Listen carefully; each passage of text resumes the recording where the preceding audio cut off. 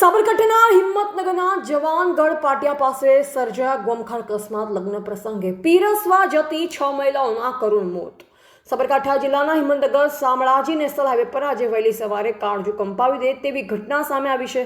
જવાનગઢ પાટિયા પાસે એક બેફામ દોડતી ખાનગી બસે ઇકો કારને પાછળથી જોરદાર ટક્કર મારતા ગોમખાર અકસ્માત સર્જાયો છે. આ દુર્ઘટનામાં 6 લોકોના ઘટના જ સ્થળે કમકમાટી ભર્યા મોત નીપજ્યા છે, જ્યારે 8થી વધુ લોકો ગંભીર રીતે ઇજાગ્રસ્ત થયા છે. તમામ મૃતકોની ઇજાગ્રસ્તો અરવલ્લી જિલ્લાના હોવાનું સામે આવ્યું છે. અકસ્માતગ્રસ્ત ઇકો કાર હોસ્પિટલની બહાર ઉમટેલ ભીડ અને પોલીસની કાર્યવાહી. અમદાવાદ ઉદયપુર નેશનલ હાઈવે આજે લોહી લુહાણ થયો છે. વિગત મુજબ અરવલ્લી જિલ્લાના સરડોઈ ગામના શ્રમિકો એક ઇકો કારમાં સવાર થઈ કુંપ ગામે લગ્ન પ્રસંગમાં કેટરિંગના કામ માટે પીરસવા માટે જઈ રહ્યા હતા. આ દરમિયાન હિંમતનગરના જવાનગઢ પાટિયા પાસે પાછળથી આવતી એક ખાનગી બસે ઇકો કારને અડફેટે લીધી. ટક્કર એટલી ભયાનક હતી કે ઇકો કારનો કચરઘાણ વળી ગયો.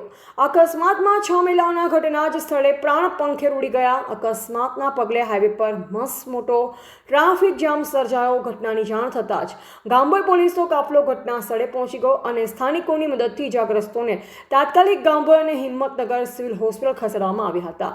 Doctor K B Parmar, incharge RMO civil હોસ્પિટલે જણાવ્યું કે અમારી પાસે અકસ્માતના કુલ 14 જેટલા દર્દીઓ લાવવામાં આવ્યા, જેમાંથી 6 દર્દીઓ મૃત હાલતમાં હતા. બાકીના ઇજાગ્રસ્તોની સારવાર ચાલી રહી છે, જેમાંથી 2 વ્યક્તિઓની હાલત અત્યંત નાજુક હોવાથી તેમને વધુ સારવાર માટે રિફર કરવાની તજવીજ હાથ ધરાઈ છે. હાલમાં હિંમતનગર સિવિલ હોસ્પિટલ ખાતે મૃતકોના પરિવારજનોના આક્રંદથી વાતાવરણ ગમગીન બન્યું છે.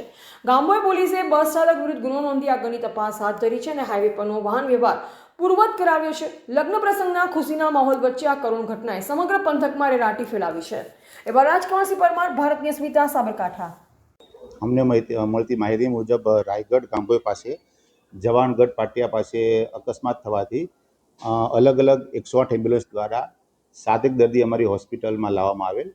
એમાંથી 2 દર્દીઓ થોડા ગંભીર પ્રકારના હોય એમના રિપોર્ટ્સ કરવાના ચાલુ છે અને 7 દર્દીઓ જેને સામાન્ય ઈજાઓ થયેલી છે એમની સારવાર ચાલુ છે. સિરિયસ બે દર્દીઓ છે હાલમાં. એનું સીટી સ્કેન આવ્યા પછી ખબર પડશે કે કેટલી ગંભીરતા છે. એ દર્દીના નામ ડૉક્ટર કેબી પરમાર.